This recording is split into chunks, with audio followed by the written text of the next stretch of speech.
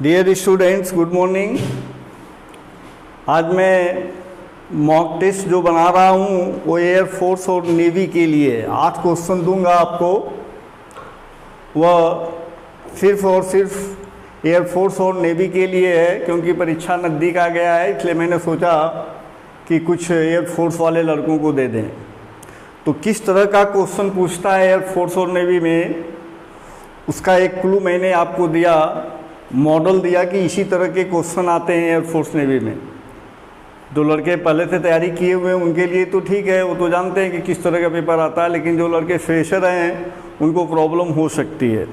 तो इसे देखिए आप, पहला क्वेश्चन है, form an adjective from the given word. Given word माने दिए गए शब्द से एडजेक्टिव बनाइए। शब्द है एडवाइस। तो इसमें सबसे पहले होता है कि हम एक शब्द को पहचानते हैं कि दिया गया शब्द किस पार्ट ऑफ स्पीच में है, तभी हम दूसरे पार्ट ऑफ स्पीच में बदल सकते हैं। तो एडवाइस शब्द जो है ये नाउन है, और एक ऐसा नाउन है जिसका प्लूरल नहीं होता, तो ए पार्ट हो गया। दूसरा है एडवाइस्ड, चूँकि ये वर्ब नहीं है इसलिए इसका क्रिया का फॉर्म नहीं बदलेगा, दूसरा फॉर्म गया।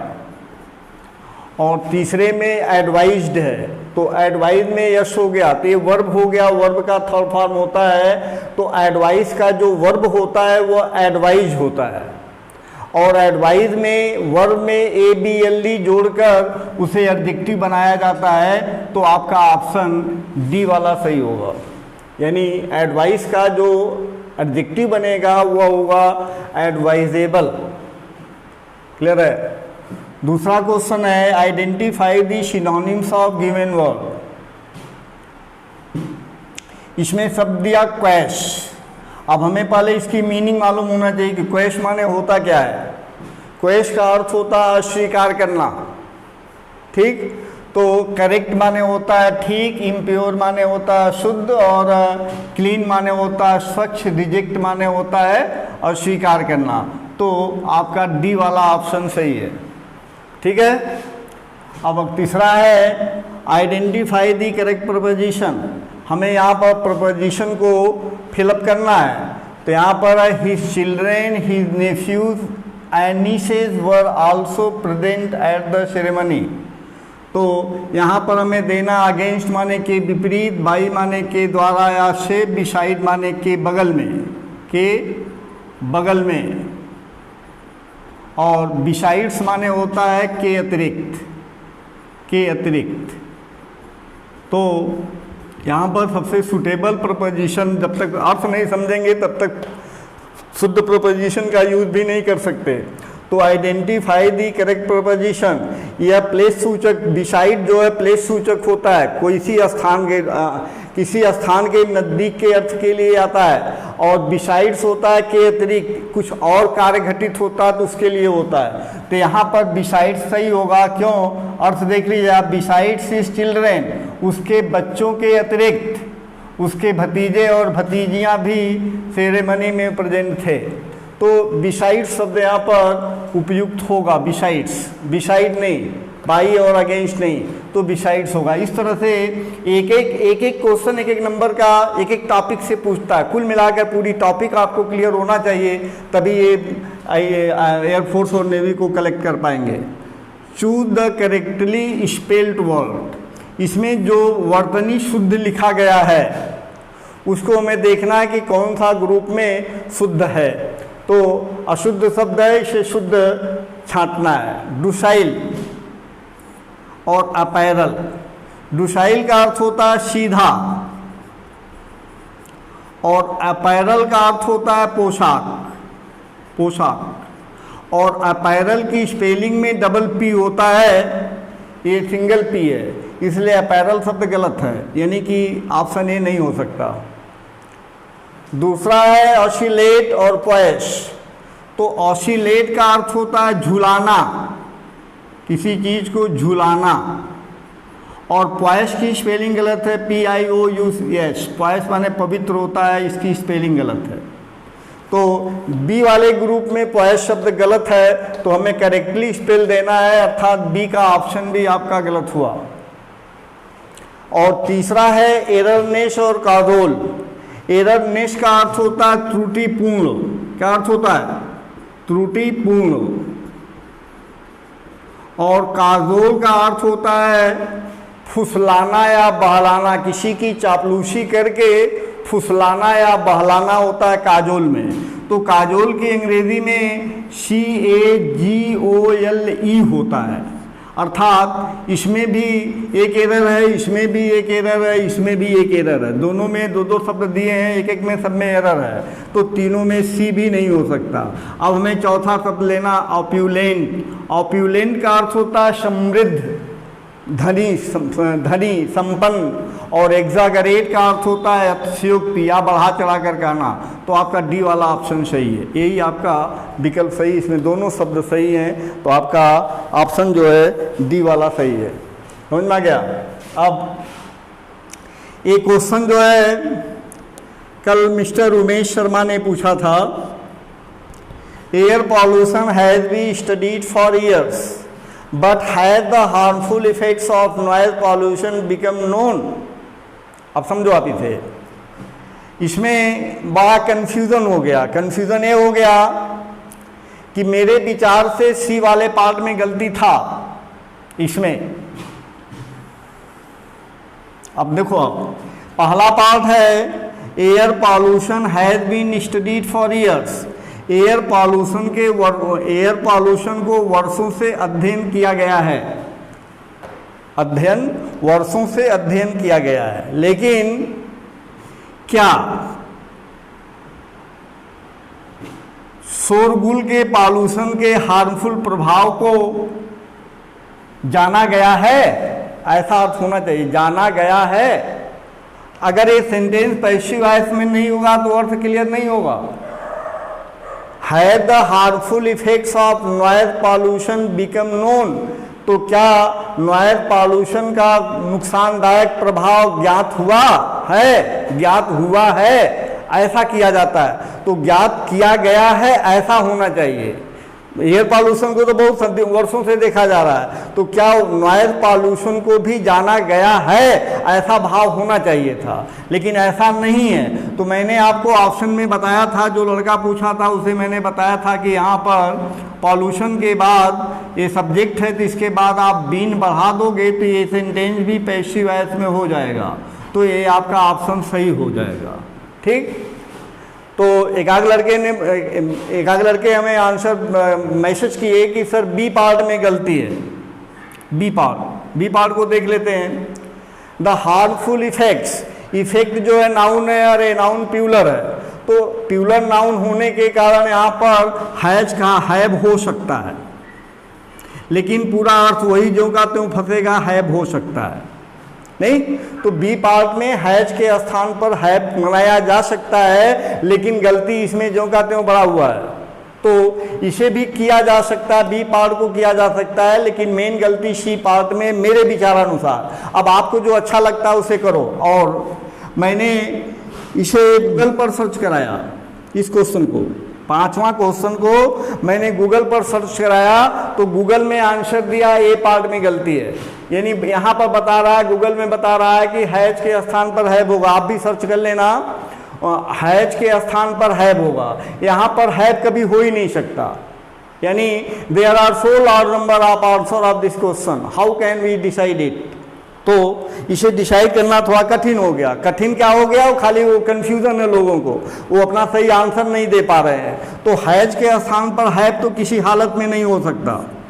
तो गूगल का आंसर तो आप सोचो कि गूगल इतनी बड़ी संस्था है, तो उसका आंसर कैसे रॉन्ग होगा? आप देख लेना, सर्च कर लेना, यहाँ पर हैज के स्थान पर हैव दिया है गूगल ने, और यहाँ पर संभावित है कि हैज के स्थान पर हैव हो सकता है। ये कुछ आंसर ठीक है, लेकिन मेन पॉइंट है कि अगर हम अर्थ को देखते हैं स्ट्रक्चर के दृष्टिकोण से तो यहाँ ठीक है। मेन अगर हम अर्थ को देखते हैं तो अर्थ के दृष्टिकोण से पहला पार्ट पैसिव वॉइस में, तो तीसरा पार्ट भी पैसिव वॉइस में होना चाहिए। क्या अर्थ दे रहा है? हार्मफुल इफेक्ट्स ऑफ नॉइज के हार्मफुल इफेक्ट्स को जाना गया है, ऐसा अर्थ देगा तब सही है। जान गया है ऐसा नहीं, क्या जाना गया है, तो ये प्रश्न आ रहा जाना गया है, तो आपका ये पैसिव वॉइस में होना चाहिए। मेन पॉइंट आपका सी पार्ट में गलती है मेरे विचारानुसार। उस तरह आपको जो अच्छा लगे आप करिए। मैंने अब इस पार्ट में देखो, इस क्वेश्चन में तो तीनों में गलती हो गया, ए में भी, बी में भी, सी में भी। अब हमारे अनुसार सी में गलती है,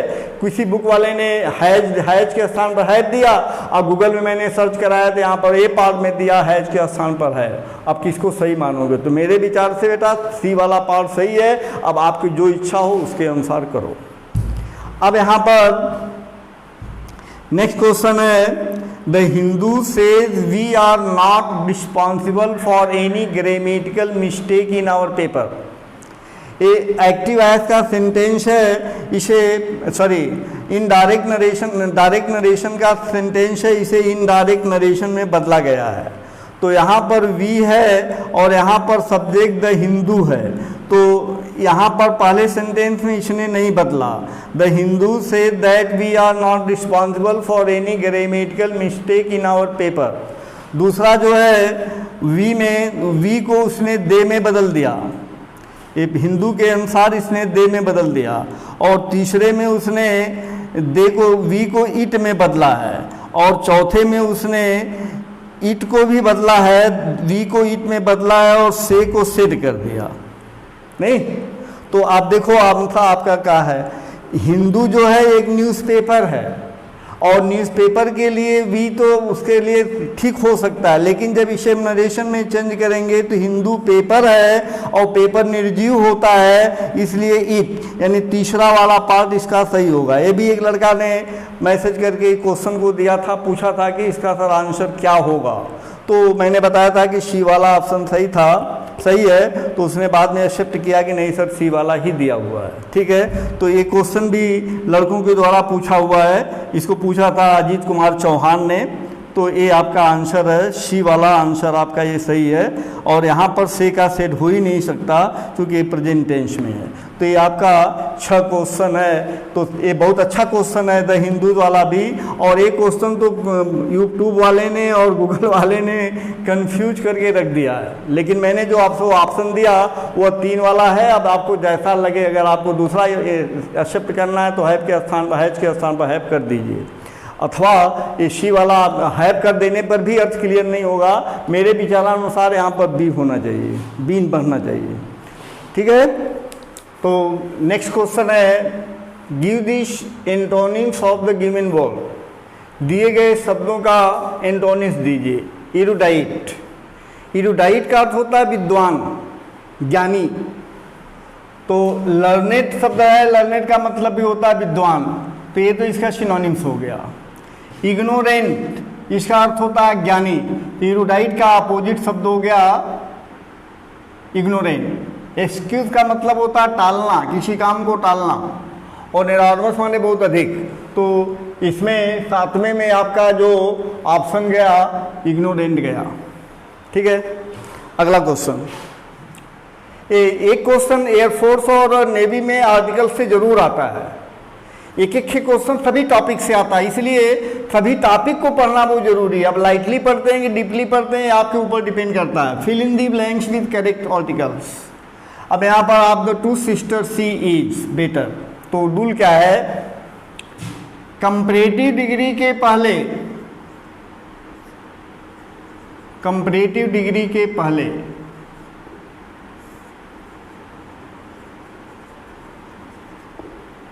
नो आर्टिकल, किसी आर्टिकल का प्रयोग नहीं होता है। पहला रूल तो ये है कि कंपैरेटिव डिग्री के पहले किसी आर्टिकल का प्रयोग नहीं होता है। जैसे you are wiser, you are wiser than I है, तो यहाँ कंपैरेटिव डिग्री है, कोई आर्टिकल नहीं लेगा। लेकिन अगर कंपैरेटिव डिग्री के बाद, कंपैरेटिव डिग्री का डायरेक्टिव 2 लिख रहे हैं हम, अगर नाउन सिंगुलर हो, कंपैरेटिव डिग्री के बाद नाउन सिंगुलर हो, तो इसके पहले शब्दानुसार आर्टिकल ए एन का प्रयोग होता है। देखिए ये रूल था कि कंपैरेटिव डिग्री के पहले किसी आर्टिकल का प्रयोग नहीं होता। दूसरा रूल इसका एक्सेप्शन हो गया। अब पूरा जानकारी हमें होनी चाहिए तभी ये कन्फर्म होगा। तो an plus objective two plus noun singular, अगर objective two means comparative degree के बाद नाउन है, सिंगुलर नाउन है, तो आर्टिकल एन लेगा। ठीक। और इसका तीसरा रूल है ऑब्जेक्टिव टू का प्रयोग टू के लिए किया गया हो, टू पर्सन्स और थिंग्स। कंपैरेटिव डिग्री का प्रयोग टू पर्सन्स और टू थिंग्स के लिए किया जाता हो तो कंपैरेटिव डिग्री के पहले आर्टिकल द लगता है। देख लीजिए, ये रूल था कि there is no article before the comparative degree, comparative degree के पहले किसी आर्टिकल का प्रयोग नहीं होता। एग्जाम्पल में मैंने दिया। अब ए एन लगता है। इसी सेंटेंस को अगर हम लिख दें, you are a wiser man, वो वाइजर मैन देन आई, तो जब वाइजर के बाद सिंगुलर नाउन हो गया तो ये एडजेक्टिव जो है अपने अनुसार आर्टिकल ए ले लिया। तो अगर एडजेक्टिव टू यानी कंपैरेटिव डिग्री के बाद सिंगुलर नाउन होता है तो आर्टिकल ए का प्रयोग होता है, ए या आइन का प्रयोग होता है। और यहाँ पर फिर मैंने दिया कि यदि तुलना कंपैरिजन टू पर्सन या टू थिंग्स के लिए हो तो आर्टिकल द लगता है। अब यहाँ पर देखिए सेंटेंस है of the two sisters, she is better of the two sister. ये पहले न दे, इसके बाद न देकर पहले दे दिया। तो पहले दे दिया कि तो better of the two sister, दो बहनों के लिए है, अर्थात इसमें आर्टिकल द का प्रयोग होगा। ठीक है, आर्टिकल द का प्रयोग होगा। ये आप टू दिया हुआ ना, तो आप टू सिस्टर्स के लिए यहाँ पर आर्टिकल द लेगा। तो ये तो हो गया आर्टिकल द होगा। अब यहाँ पर इलेक्टेड हिम प्रेसिडेंट, प्रेसिडेंट है क्या? प्रेसिडेंट नाउन है। तो नाउन होता है, सिंगुलर होता है तो जनरली आर्टिकल ए एन लेता है। तो क्या आपका आंसर ए वाला पार्ट तो होगा नहीं, क्योंकि दोनों में एक रात, इसमें द आ गया। ए भी नहीं हो सकता, आपका बनेगा ए। आर्टिकल पहले में आर्टिकल द लिया और दूसरे में नो आर्टिकल, इसमें कोई आर्टिकल नहीं होगा। क्यों नहीं होगा तो उसका मैं बता रहा हूं। Elected, elected, selected, selected, appointed, appointed, choosed, choosed, इन शब्दों के बाद एक ऑब्जेक्ट होता है और फिर उसके बाद एक नाउन या एडजेक्टिव होता है। तो एडजेक्टिव होगा तो नहीं लेगा, नाउन होगा तो आर्टिकल ले भी सकता है, नहीं लेता, वही कंफर्म करना है। तो नाउन प्लस एडजेक्टिव, इसको बोलते हैं कॉम्प्लीमेंट। क्या बोलते हैं? Complement, objective complement. कॉम्प्लीमेंट दो प्रकार के होते हैं, subjective complement and objective complement. तो जब कोई नाउन ऑब्जेक्टिव कॉम्प्लीमेंट के रूप में आता है तो उसके पहले किसी आर्टिकल का प्रयोग नहीं होता है। ये शब्द मैंने दिया, इनके बाद एक ऑब्जेक्ट होता है, नाउन या एडजेक्टिव हो सकता है। तो ये इनके पहले किसी आर्टिकल का प्रयोग होता ही नहीं है। तो इसके पहले किसी आर्टिकल का प्रयोग नहीं होगा, तो आपका सी वाला ऑप्शन सही है। ठीक है, तो ये आपका सॉल्यूशन हो गया।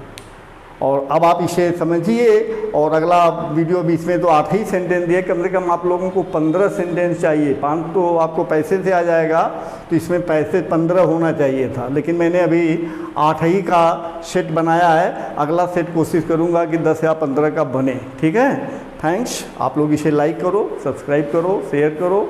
ठीक है, कमेंट करो जो कहीं प्रॉब्लम होती है तो। धन्यवाद।